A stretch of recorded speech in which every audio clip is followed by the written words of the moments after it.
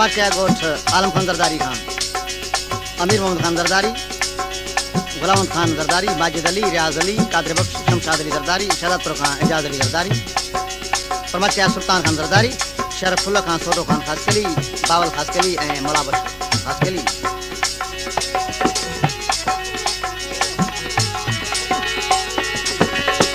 होरे आव अजीब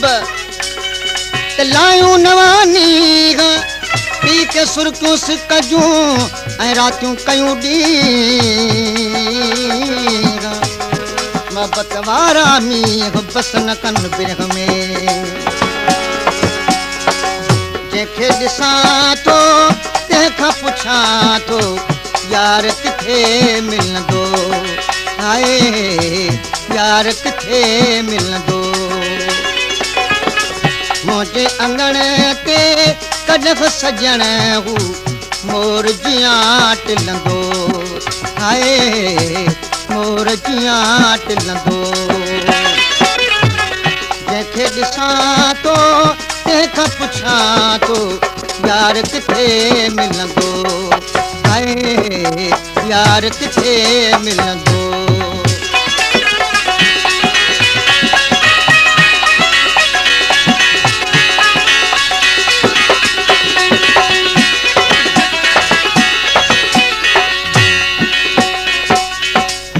कॾहिं गुन सां मिठे मन सां थींदी मिठी मुलाक़ात कॾहिं गुन सां मिठे मन सां थींदी मिठी मुलाक़ात सावण में हू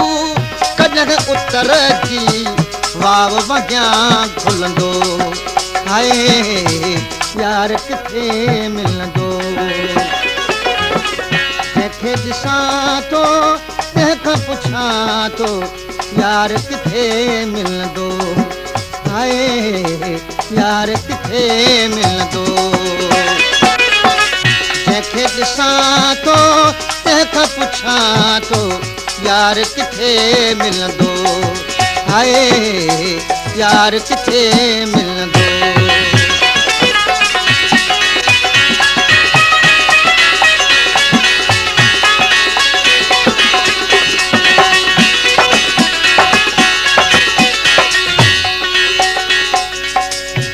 छॾे मुंहुं सां रज रुसां मां तर्क करे तकरार छॾे मुंहुं सां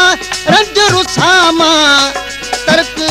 करे तकरार सजण करे सॾ विहारी दो गॾु गैर पियो जलंदो हाय यार किथे मिलंदो जंहिंखे ॾिसां थो तंहिंखां पुछां थो यार किथे मिलंदो हाय यार किथे मिलंदो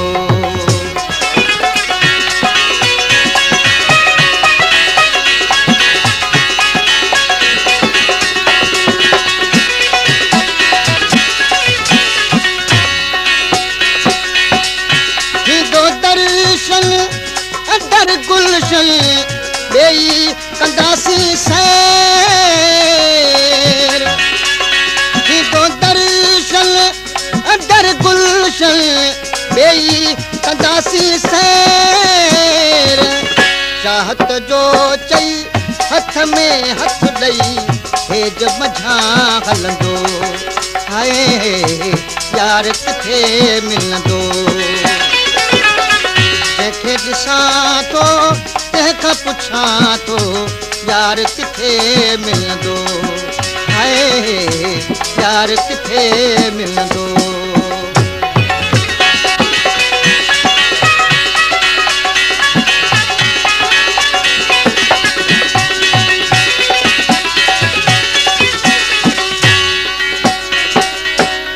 आसूं उमेदूं पूरियूं थींदियूं मिलंदो मिठो मन ठार आसूं उमेदूं पूरियूं थींदियूं मिलंदो मिठो मन ठार कमर निज़ारी सां हिक कुंवारी ख़ुशि थी हू खिलंदो हाय यार किथे मिलंदो जंहिंखे ॾिसां थो तंहिंखां पुछां थो यार किथे मिलंदो हाय यार किथे मिलंदो मुंहिंजे अंगणे ते कनक सजण हू मोर जियां टिलंदो हाय यार किथे मिलंदो